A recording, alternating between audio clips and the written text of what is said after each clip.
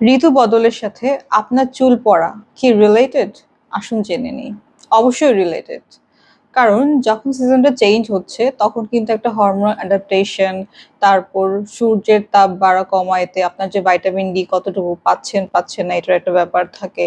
তারপর আপনার উষ্ণ আর্দ্রতা একটা ব্যাপার থাকে। সো আমাদের বর্ষার শুরুতে আর শীতের শুরুতে চুল পড়া বেড়ে যায়।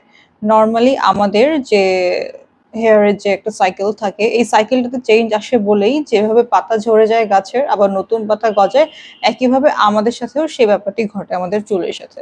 সো এই সিজন চেঞ্জের যে ব্যাপার, মানে এই সিজন চেঞ্জের সাথে চুল পড়ার যে ব্যাপারটা, এটা কমপ্লিটলি মানে রোধ করা সম্ভব না, কিন্তু আপনি কমাতে পারেন কিভাবে?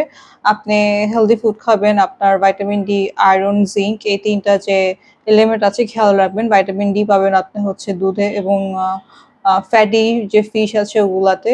আয়রন খাবেন, আয়রন পাবেন হচ্ছে আপনি শাকসবজি যেগুলো হচ্ছে সবুজ রঙের, স্পেশালি কচু।